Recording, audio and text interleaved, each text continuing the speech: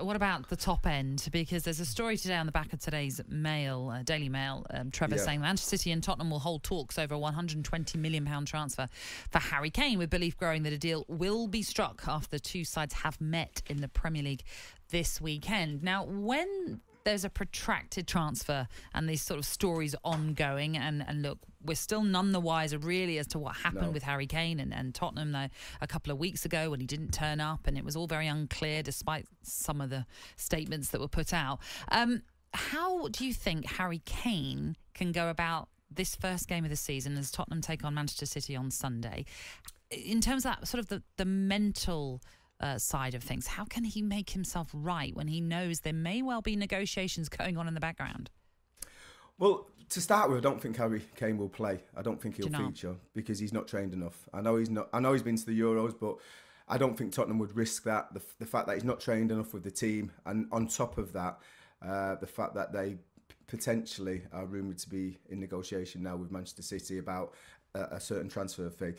I think he's got to stick by his conviction. If he wants to leave the club because he feels the club haven't matched his ambition by bringing in top players that can compete for silverware, I think he should dig his heels in. Not in a bad way, listen, and I'm not suggesting he should go on strike or not turn up for training or whatever is happening, because nobody knows.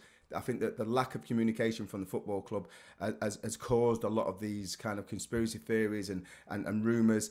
And I feel if they would have just come out and said something, that could have just dealt with it. And obviously everyone still knows that Harry Kane is rumoured to want to leave. But at least Harry Kane wouldn't have been thrown under a bus, because the way it looks to me, it looks like Harry Kane's not turned up for training. Now, whether it was a technical issue because he was on holiday and he didn't realise about the 5-day release, or whether he did that on purpose, we don't know, because there's not been enough information. But I feel just looking at the rhetoric and looking at the information that's coming out in social media sites, in, you know, not officially from either club, but from newspapers, articles, I think they're in negotiations. I think it's going to happen. You know, I was shocked at the price tag and the fact that Manchester City wanted to break the British transfer record with Grealish, and then people bring it to my attention that Manchester City since July 2020 have made £115 million on sales of players. So all of a sudden they're still in the green. So for me, I think it's going to happen. I think, you know, this financial fair play has been relaxed, and I mentioned it last week. Make hay when the sun shines. You need a striker. You need a striker with the qualities that Harry Kane has got. I would like to see the club go for Haaland, but they seem like they're really in for this, and I think Harry Kane is going to happen. Just very, very quickly on what you were just saying there, Trevor, about the fee for Harry Kane, and you were saying there that Manchester City was still in, what were you saying about the financial figures, still in profit? No, what were you saying? Yeah, they've sold since 2020, July 2020, they've sold 8-9 players, a lot of academy players that have come through the academy, and they've sold them for a combined price of £115 million. Right. So when you look at that and you look at the price tag that they paid for Jack Grealish, well, it just shows that the business model at Manchester City is working, because the players that they've brought through, they've had out on loan, they're making money from loans, and some of these players now have gone on to move on, and they've made them £115 million. Which I understand where you're coming from on the balance that in the books, basically. Yeah, and I get that. I get absolutely. And there's lovely Carol that you know on Twitter, and she might well be listening this morning. Yes. We've had a few discussions on Twitter, and I completely understand. She knows her stuff as well. Absolutely, She knows her I stuff. know she does, absolutely. and she's, you know, passionate about Manchester City and sticking up for Manchester City, and I completely understand that. But just going back onto previous conversations that we've had, Trevor, on here, you've not been particularly happy about the amount of money being spent on one player.